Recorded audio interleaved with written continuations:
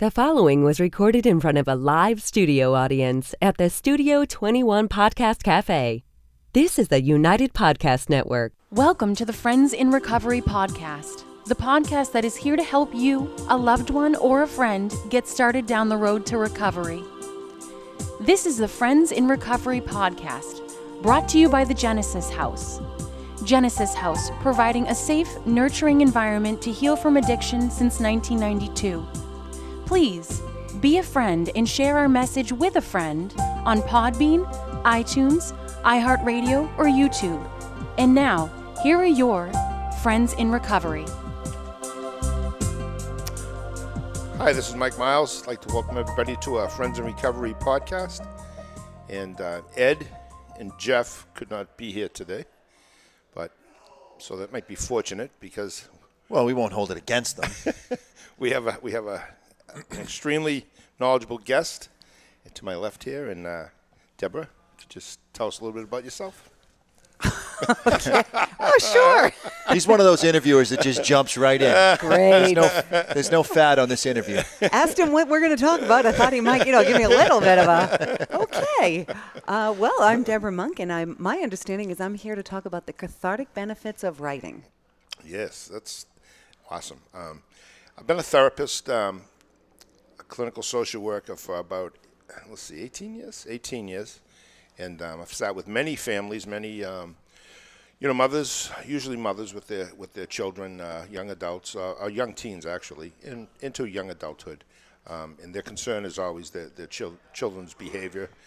And if it involves substances, obviously that's another dynamic, another peel on the onion. But what I've found that's been very successful over the years, and it's not my findings, but it would have been Margaret Mahler or Eric Erickson, very two well-known, noted child therapists who've written extensively on child behavior, is that there are many types of therapy. There's cognitive therapy, and which is usually just what I usually do, and that's just back and forth talking. But the most successful therapy I've found for children with some severe emotional problems, maybe abuse, substance abuse and use, it's called narrative therapy, which is, writing.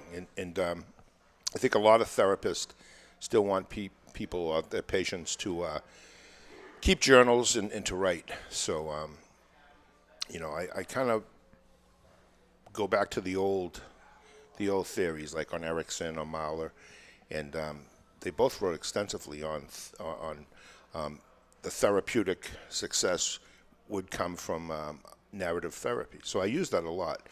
Nowadays it's hard to get people to write, especially in longhand. So, you can use your PC or you can use your iPad or anything. But I think, personally, I believe that if you actually write with a pencil or a pen, it's more cathartic. Any opinion? Well, I do think there's something very intimate about actually using your own hands, very tactile, of putting the words on the page. I used to do a lot of that. I just now can't keep up with my own thoughts, so I now have that same feeling with my laptop. But I have paper and pad all over the house, in my car, everywhere I go, in the shower.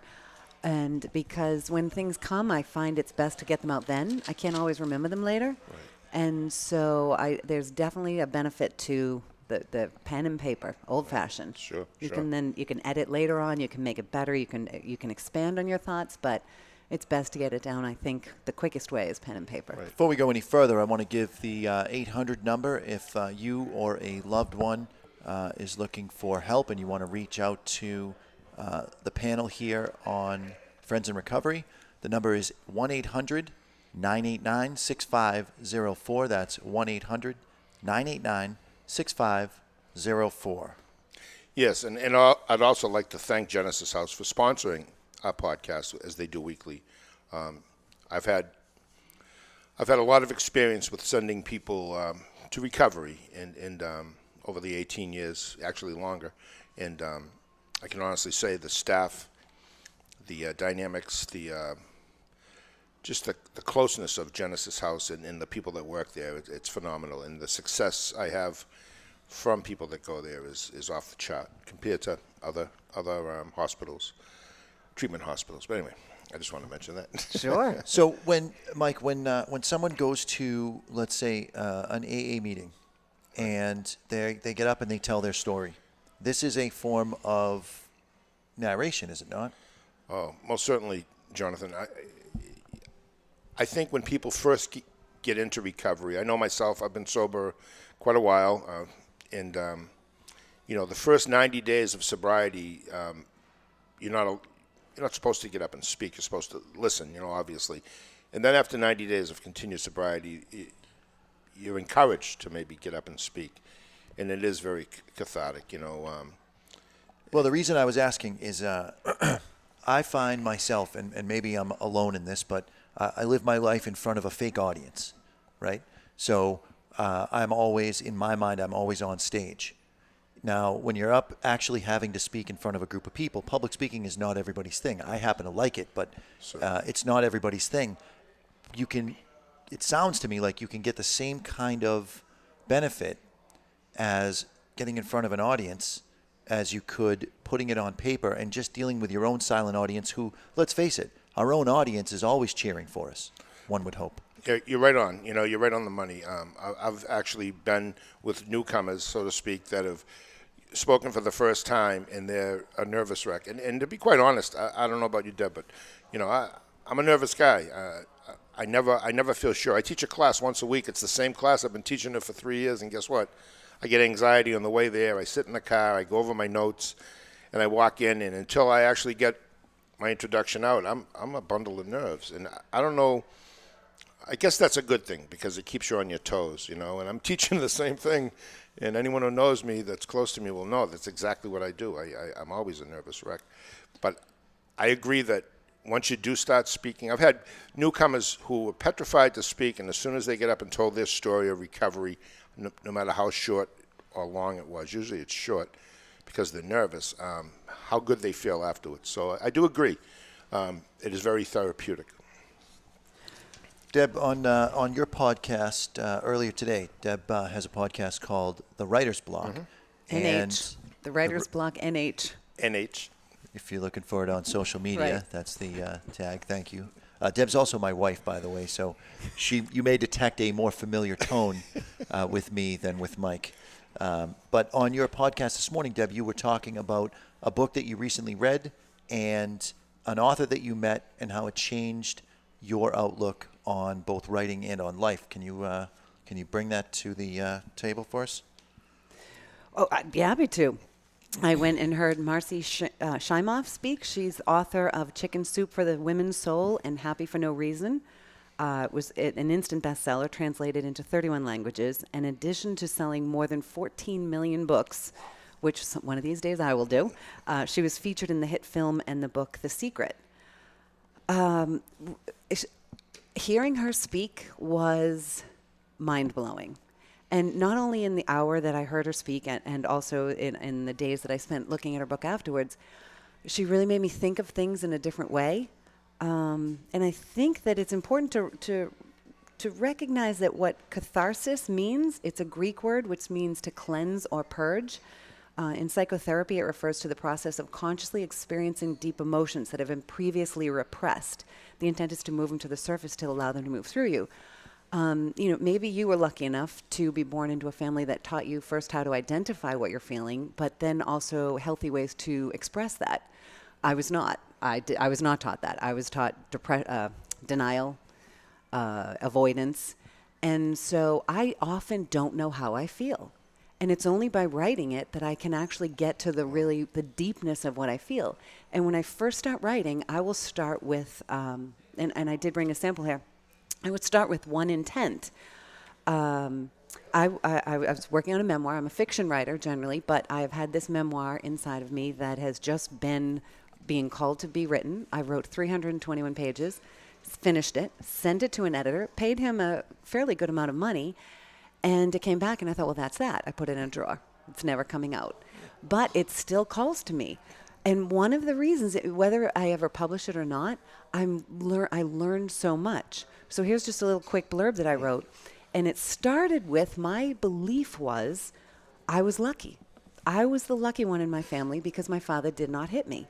And I've believed it all my life. So in this little piece I was writing, I wrote, I did not grow up in a happy home. I know that doesn't make me special because a lot of people didn't.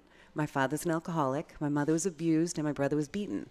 I quickly learned that good girls were invisible, so I was a good girl, except I had a problem. When I was little, I wet the bed. My father would try to wake me up in the middle of the night to prevent an accident. If I didn't wake up, he would spank me so hard that I would be bruised the next day. And then it was important to hide the bruises from my grandmother. Since I slept through most of my beatings, I figured they didn't count. After all, it wasn't his fault I was bruised. It was my fault for not waking up the first time. Always protect the abuser, one of our family's favorite mottos. So I started thinking that I was lucky. And by the end, I had learned so many things about the dynamics that were going on in my family that I had never even acknowledged or been aware of in the tiniest respect. First one being that there were boundaries to abuse. My mother could be abused in front of family, my father's family or our family, but not hers. My brother was beaten in public, anytime, anywhere. But I was only hit in the dark. And because nobody knew about it, I didn't think it counted. And so what I learned was, because my beating didn't count, it discounted my abuse. What I translated that into is I didn't count. And so by writing that, this was a long time ago. Jonathan ever tries hit me. Guess what? He won't be walking. Big trouble. Yes. I've often said to him, "You want to hit me? Go ahead, but I will come back harder." Anyway. That's so well written. It's such a powerful paragraph. It's amazing. There's so much in there that, therapeutic mind thinking. I was also a policeman for 35 years too, and I've seen a lot of abuse, unwarranted. But see, I would still sit here and say, wait, I wasn't abused, right. No, I wasn't abused. Right. I was only beaten till I was bruised in my sleep. What I've learned over the years is most of us come from nut houses. Most of us come from, what they call dysfunctional backgrounds now. And I don't, I didn't come from a physically abusive. Well, my mother, she wasn't afraid to hit. But I never looked at that as abuse. She never hit me in the face or anything. But when I look back now, of course, you could never do that today. Right. We're in a world of, you better be walking straight and narrow and not making any mistakes. But, that was just parenting. As a result, I have 3 children. I've never laid a hand on any of them. Verbally, probably said some things that I wish I could take back. But that paragraph is so powerful. And the last sentence, how you've wrapped this all together, and this is why I think narrative therapy, writing is so cathartic. But it also it awakens things, that you didn't realize. The first time I heard the word catharsis, I was reading something, and it was about going to confession as a Catholic, And I don't know about most Catholics, but for me, when I went to confession as a young boy, I didn't feel cathartic when I left. I was petrified. I probably didn't tell the priest half the sins, and even though they were nothing major, But I know that over the years, when I've written treatment plans for clients and putting down their personal gains and losses, that I've felt something from that. And similar, like what you're writing there. I was listening, and I think anybody that's been reared by parents, or by elders, it doesn't have to be parents, probably could relate to that. And it's really quite a nice piece that you wrote there. It really is. Well, good. Maybe I should put this memoir out. I think you should. Wow, that's very interesting. Just one paragraph. That's amazing. But that I didn't know it. I literally started it from the perspective of I was the lucky one. Right. Imagine. And realizing that in some ways, and I don't mean to, my brother was beaten worse, but we all felt bad for him. Right. So there was a sympathy, there was a sense of, we all knew he was abused. Right. So it wasn't hidden, it wasn't a secret. He's to this day, he knows he was abused, and he was. Right. But I still, even now, there's still a part of me that wants to deny it. Right. When you said that, my brother was beaten anytime, anywhere. Yeah. As a police officer, I could feel that because I've actually gotten out of my cruiser and say, "Whoa, what are you doing?" I saw a lady spanking a little boy downtown Lowell one time so hard that every time she swatted his butt, he was going up in the air, and she was holding his hand. And I thought, oh, my God, she's going to break his back, And, I jumped out and I didn't arrest her. I mean, she was a mother with 3 children. She had one in a carriage, one pushing the carriage, and this little boy, probably 3, who, whatever, unruly, whatever she thought he was doing. But I could everything was coming back. And I think if you grow up, I mean, once you're an adult and you've seen a lot of, even teenagers, I think, would read that and they'd appreciate it. But I think if you have children, or if you've been part of a family that was dysfunctional, I think if you're a part of a family that wasn't dysfunctional, you're lying. It's a small minority, right? Do you agree? Or you're lying. Yeah. Right. Yeah. Yeah, I think so. You probably have the worst abuse because you just don't want to admit any of it. Yeah, it's just it's amazing, and I've had some bad abuse call. I mean, I can tell you, kids, hands put on stoves, and one kid I just never forget is, for whatever reason, his father took lighter fluid and put it on a rag and stuffed it in his mouth.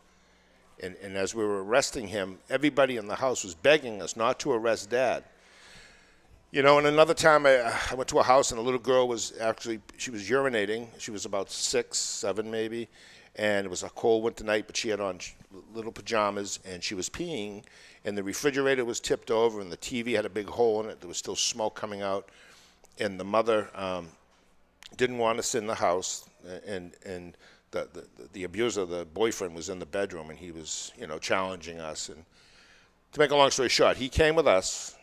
We went back, with the child. Back then it was DCC. And when we went back, obviously we had to, report everything. But again, they didn't want him going, and right. It just baffled me, How would you not want this monster out of your life? But people get accustomed to it, I think. It's just tough. So is there and Deb, maybe this is a question for you to start on, is there a wrong time to start writing? Or let's say somebody can't find the words, how would they jump in and start putting pen to paper? I think that you really do just start. I think once you start, I started that piece with, I was the lucky one. That's what I thought I was going to write. That was what I intended to write. Sure. And if you just kind of let yourself go, let the things come out, then you go back and you read it and you say, what? Wait, being hit in the dark doesn't count? Then you can see it because it makes it tangible. Right. So it expels it from your own body, and then you can see it from a different perspective. And, you can share it with other people if you want to, or you don't have to. But I do think that it's almost like having a conversation with yourself, because what I realized is I could go back and accept that the interpretation I made of those events and the way I interpreted it for my whole life, which is I was the lucky one, that was made from the perspective of a really little girl who was wetting the bed and was being taught by everyone around us, it doesn't count. Right. Hide it. Don't show it. Don't let your grandmother see. She has a new dress for you. You go, normally you would just change in front of your grandmother. No, today you have to go into the bathroom to put that dress on. Not because I'm modest, but because I have to protect my father. So it was my job to protect him, right, when it really should have been his job to protect me. How old were you, roughly? I mean, I'm less than 6, and I have very few memories because I realized one of the skills that I developed was there were some things that I did not want to know. Sure. So I forgot about them. Right. The problem is, the memory is kind of a funny thing. You can't always forget the worst part. Right. So you tend to forget the before and you tend to forget the after. Sure. You just see this picture and you never know really what triggered it or how it resolved itself. Mike, is there a specific step that in a 12-step program that it may tie in with putting a pen to paper? Yes, absolutely. The 5th step, you put everything down on paper. All your faults. All the things, all the people you did wrong that you want to try to apologize. Sometimes apologies and asking for forgiveness might hurt somebody more than it's going to help the person you're asking. So you have to keep that in mind, and that's all talked about in the steps, the 12 steps of recovery. But when you do a 5th step, it's a lot of work, and you got to take your time. And I was very fortunate to have the sponsor. I've had the same sponsor for 32 years. We don't see each other as much, but when we do, it's not. And this is a big burly guy, a real man's man. There's nothing but hugs and love. We were hugging each other before it was popular to do man hugs. And I was always. Wait, it's popular to do man hugs? Is it? Did I miss this? Haven't you two hugged? We haven't hugged. We have, but I didn't know that it was popular. But the fifth step is so important because it's like taking the wreckage from your past. It's like taking all the things. Not only are you asking forgiveness, but if you don't get the forgiveness, it's okay because you're going to forgive yourself because you've owned up to it and you've apologized. You can't always accept the other person's, expect the other person to accept it. Because the other person may be broken as well. Right. Well, there's a great Seinfeld episode for anybody that watches Seinfeld. And I worked nights for 28 years, so for the last 3 years of my retirement, Seinfeld's like new to me. I've never really seen it. Oh, wow. But there's a great scene. There's a great show where George is supposed to get forgiveness from a guy who's in AA, doing the 12 steps, and the guy won't forgive him, and George is out of his mind, and it's just kind of funny because I know personally when I did my fifth step, and I've done it a few times, I got forgiveness, and I was very fortunate, but I was sincere about it too. I had a question for you, Deb. You said your dad was an alcoholic. Yep. Did you ever forgive him? I mean, did he ever get sober? Well, the thing is, I know he didn't want to lose his family, or he didn't want to lose all of us, but he couldn't stop drinking, and so my mother divorced him. What I never understood was a few years later, he stopped drinking. On his own. Yeah, which was fabulous. Unfortunately, he got pancreatic cancer and died very shortly after that. But I just finished my newest novel, which is called Behaved Women Coming Undone, and it's about a woman whose mother is an alcoholic. So I really sat down. I thought, I'm writing this book. It has nothing to do with any of my family. What I discovered by the end of the book was the book starts the same. It's an adult woman. Her mother was an alcoholic, and because of various things that happened, she wasn't speaking to her. What happens in the book, though, is they get to heal. They get to reconnect. They get to examine generational wounds that have been happening because the mother wasn't the mother who did the abusing, who was the alcoholic. She wasn't the first in the family. And so this adult woman ends up being able to reconnect with her mother, hopefully in the book. You'll have to read it. Right. But it was only at the very end, as I was writing it, and literally tears were streaming down my face, that I realized I mourned the fact that I never got a chance to connect with a sober father. Because he died. Mm-hmm. And so even when I thought I was writing a story that had nothing to do with anything personally about me, I realized I was creating the relationship that I wished I would have a chance to have. Right, that's amazing. There's a book, it just came to me, I read when I was in graduate school. It's called In My Father's House. Oh, no, I'm sorry, My Father's House. And it's about a girl, a woman from Canada, and her father was like an alderman, and he was a sexual abuser of her. And the mother knew. Oh, it's a horrible book. I shouldn't say it's a wonderful book, but it's a very painful book. You can feel this. She's such a good writer, and it's just chock full of sadness and disappointment and anger because you get so pissed off. You're like, how didn't anyone know? And the mother knew, and she would talk about the victim. The writer would talk about going to this, like, when she was being abused by her father, she'd go to this corner of the room, not physically, but emotionally, spiritually, mentally, and she'd watch the abuse from there, and she'd have her eyes closed, But I can remember reading that book. I was doing a detail on the highway in a cruiser, and it was like 2 a.m, and there's nothing going on. Just making sure you don't get hit by stray cars.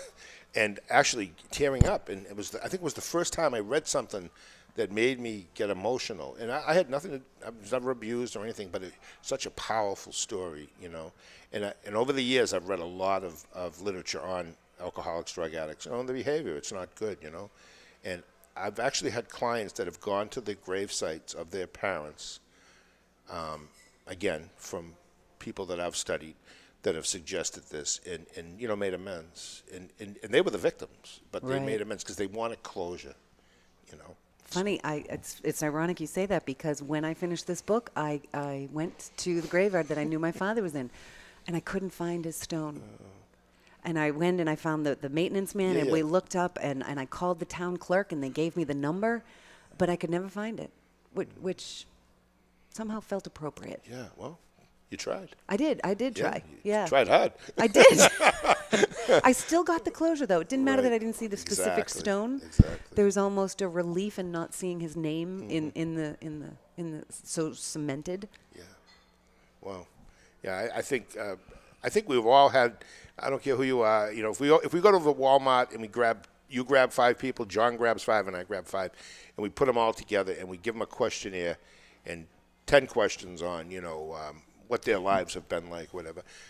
Out of those 15 people, I would guarantee you 13 of those people are going to have similar situations, whether it was alcohol, drugs, whether it was mental illness, where it was, as long as they're being honest, Right. And it always baffled me. Like I like reading. I don't read tabloid, but there's a certain writer that writes for one of the Boston newspapers, and I've always admired him. He's been here. I've met him. I've bought some of his books. It's Howie Carr, and he's been hurtful to some people that I know. I mean, he's written about their children when they were like 10 and 12, or 14 summer jobs, and it's hurtful, But I always admired the fact that he could write about gangsters and politicians and let us into their world, where else we would have never known, and these people that we found, we revered and always looked up to and everything. And I think as a young boy, I started realizing not everybody has a great life. And when I look back, I don't know how you feel or John feels, but I'm very fortunate that I had the parents I had, that there wasn't a lot of structure, but there was no abuse. There was no, there wasn't a lot of support as far as where you're going, but they certainly provided, and they were there all the time. We never had to look for them, never had to drag them up the stairs drunk, which I'm Ideally. sure, right? That's the way you hope it is. Yeah, right, and it wasn't a perfect household. I can remember pots flying by me or things, being said, and I don't know. It's pretty interesting. But it's important, I think, to realize that as different as we feel, as much as we feel that this is just us, it's just our life, it's just our problem, that there's so many people out there that have problems. Right. And there is a channel, there are many channels to get help. If you need help, there's many channels to get help if you need to help someone else. The thing that has been the most striking about this podcast is that first episode where I think it was either you or Ed that said to bring the bottom up, right? So you have somebody in your life that needs recovery, and there are techniques that you can use to bring that bottom up so that they can hit this, we'll call it an artificial rock bottom, but it becomes real to them and makes them realize, okay, it really is time to get help. Right, and that was either Ed or Jeff, Ed Chionchio or Jeff Zeizel. And I was teasing them this morning. They couldn't make it today, and I told them we're no longer friends in recovery. It's Mike. It's Mike and friends in recovery. And we had some laughs. But I thought how grateful I am to have Jeff Zeizel as a mentor. I started therapy, and I was new, and again, I'm a nervous guy, and I wasn't sure if I was going to be doing the right thing. I've never advertised. My business has always been very successful. I've had losses too, but it was because of guys like Jeff. And then I met Ed several years ago, and he does the marketing for Genesis, and I'll tell you what, he's also in recovery, and I believe there's no coincidences. And as a writer, this is kind of a question I was going to ask you. What do you think? Do you think life just plays out and we just stumble and things happen? Or do you believe that there's like a destiny?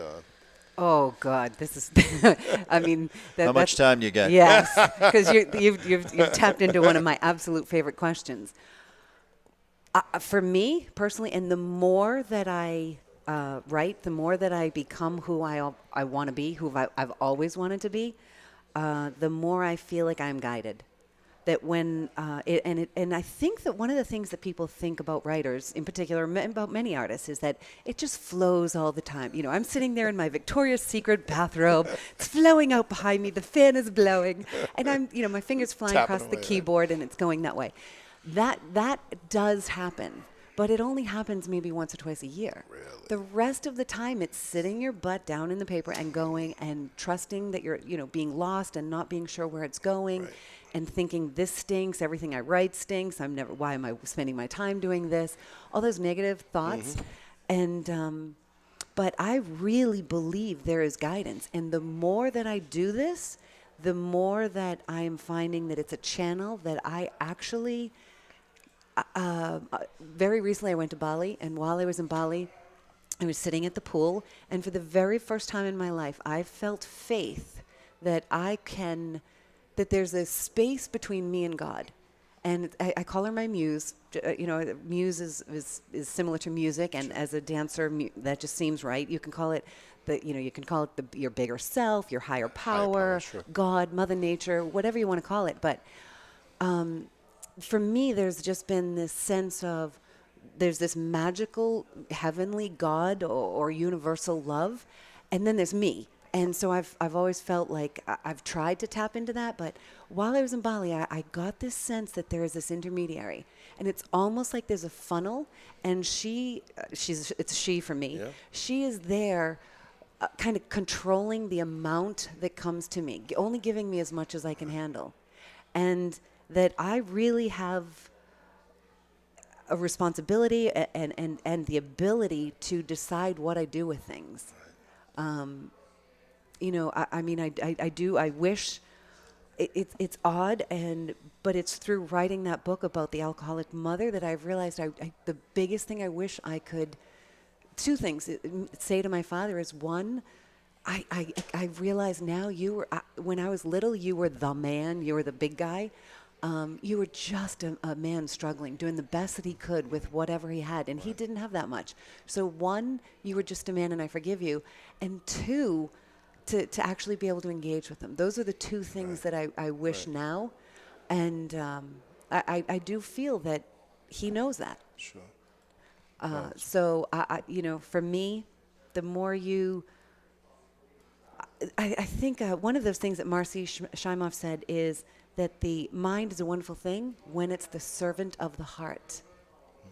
And that too often we let the mind control us instead of, no, it's the mind is supposed to be the servant, the supporting, the enabler, the helper of what your heart wants to do. And the more you do that, the more in touch you get with your own personal muse or whatever God you want to call it.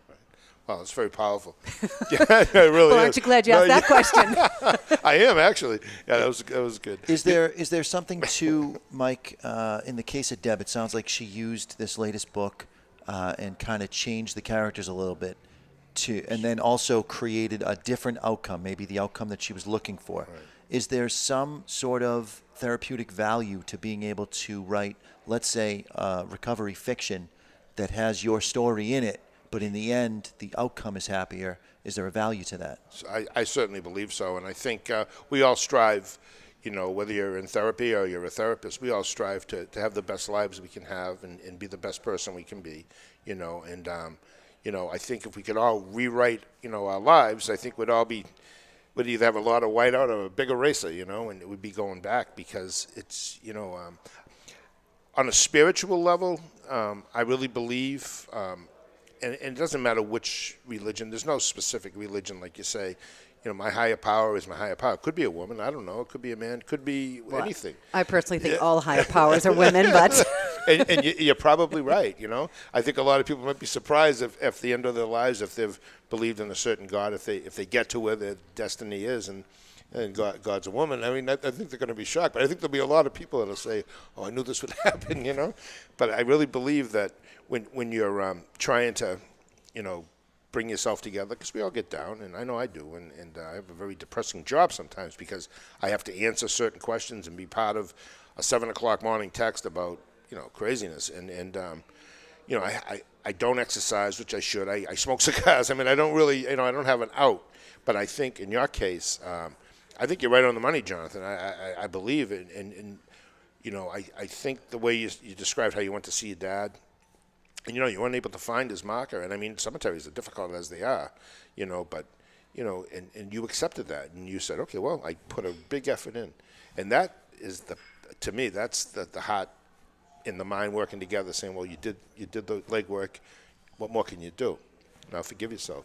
So that's the happy ending, right? Yeah. Yeah, I mean, I think it is. I personally, I work at a cemetery. I open the gates on weekends sometimes, and I close them. And it's a big cemetery. It's called the Lowell Cemetery. It's very historic, beautiful. I have my parents and my brothers buried there.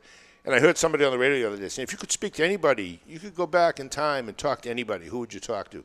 And the first thing that popped into my mind was, Curly Howard from the Three Stooges, because I just... That's funny. Yeah, it's crazy, right? But seriously, it would be my mother. Right. there was just so many unanswered questions over the, she ended up with Alzheimer's, but so many unanswered questions that I'm like, geez, I never asked. Because I left home when I was 18, joined the Army, and never went back. Never had a great relationship, loved them dearly, but never asked behind-the-scenes stuff, And you realize that they're just people. Yeah. When you're little, they're adults. They're gods. They're supposed to know everything. And then we grow up and we realize, as an adult, we don't know what the blank we're doing. And so we can accept that, Right. they really didn't either. Right. That they did the best they could. Sure. Exactly. And, depending on what generation you grew up in, and I have millennials now, and I also have a daughter, 43, who's fab. She's like a friend, I had her when I was 20. And, it was tough. But now, it's amazing. And then my son's 32, and, he's in a different era. And then I have a 24-year-old. And, so I'm very blessed. I can go to each, point in time and where I was, and how hard I worked and, the hours to provide, because as a cop, you make all right money, but, you can make more money working overtime. Right. So that's basically what you're doing. You're always tired, and, and I'm pleased with how it worked out, even though it was difficult, But I look at my own parents and I think, wow, how did they do it? 5 kids. One with he was what they diagnosed as mentally retarded, but very severe, learning disabilities. He was in a state school, and it must have really hurt my mother to put him in there, but he was getting out. He couldn't speak, but, tough times, In a very different time. Right. I think recovery for me, anyway, has really opened my eyes. When I read one of the steps, and I used to have bad anxiety, panic attacks, and I know a lot of women get that after giving birth and stuff, and I'm in the 30s, and I've done a lot of research on anxiety and panic. I had it really bad, and I'm glad I had it. I'm glad it crippled me, because it really made me slow down and look at life and just, find a happy medium. And I don't take anything for it, and I don't get them at all like I used to. They would cripple me. I couldn't drive. I couldn't be in a market. I couldn't be in a restaurant. I couldn't even be in my own skin, But when I hear people talking about them, they come and see me, I feel it, and I get so passionate, and I want to slow down and help them, and I share with them, and that's more important to me than money. In other words, Right. I would see them I've done a lot of pro bono just to help them, because I know how scary that was, So. I think one of the, I think most or many of our problems stem from being lonely. And, sometimes you get lucky and you're around people who understand you. I call them my tribe now. I used to call them family, because family was so important growing up, or my family was so important growing up, or they said they were. And, but that doesn't mean that we really all belonged together. And so instead of family now, I like the word tribe. So, and if you get lucky to find people, just a few that understand you and accept you for who you are and let you be who you really are, then that's great. There are going to be many times in life when you don't have that. Right. And so for me, the writing has been the place where I could go and be my real self that the world may not want to know. And the world would kind of my family would make fun of, because I was happy. Right. Good God, you must be crazy. Our family motto was kind of survive. It wasn't thrive. And I thought life was supposed to be good. Right. And they thought it was more about coping. So they literally made fun of me for being happy. So I would go into my story and I would write all these little fun stories, and it gave me a place to keep that part of myself when it didn't fit in to my environment. Awesome. I love the title of your podcast. Oh, thank you. Say it, The please. Writer's Block Podcast NH. I love it. The Writer's Block Podcast was taken, so we had to add the NH.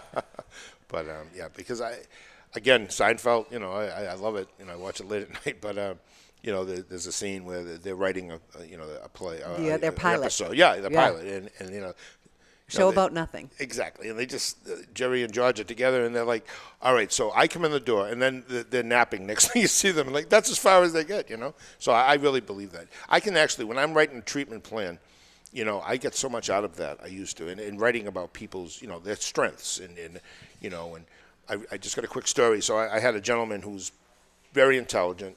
He has 2 very serious jobs. I don't want to say too much. Very educated, and I had filled out. He had come to me for an OUI, drunk driving, and I had filled out his evaluation, and it says on one of the pages, currently, basically it's talking currently about his, whether he was, highly intelligent, or borderline. So obviously, no, it was borderline, fair, or intelligent. So I put fair. Well, he just got arrested for drunk driving. Well, I left the room to do something. I came back. He had spun the paper around. He goes, hey, he was upset. He's like, hey, I have this. I have masters. I have a doctorate's degree. I'm like, all right, well, I think they're talking about now. You got arrested for drunk driving. I mean, you're not that super intelligent now. Right, but Uber. Yeah, exactly. So I changed it from him, and I could see the color came back in his face, and he felt petty. It was just kind of funny, but. Yeah, he could handle getting a DUI, but he was more upset about the fact that you labeled him as fair. And that kind of speaks to, kind of going full circle here, but what you put down on paper, what your reality is right now, or what you may need your reality to be right now, could be the difference, could be night and day in your recovery. So I think going back to what Deb said earlier, start to put it on paper, start to write it down, and you can play around with it. If you need the story to have a happy ending, give the story a happy ending. It's just you're just writing it down on paper, and it doesn't have to be shown to anyone but you. Such a good point, Jonathan. So, you're right on the money. That's good. You're more in control of your universe than you are in the real world. Right, absolutely. Well, this has been a great show. I don't know how long we've gone here, but I'll tell you, Deb, this has been wonderful. And I hope we can do this again. I would love it. Maybe you'll come on our podcast. I would love to. And I want to thank Genesis House and for everything they do for us.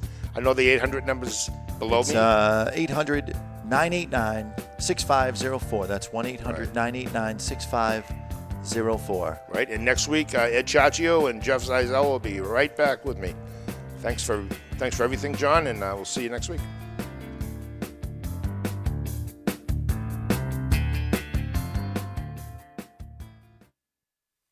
The views and opinions expressed by the hosts, guests, or callers of this program do not necessarily reflect the opinions of the Studio 21 Podcast Café, the United Podcast Network, its partners, or affiliates.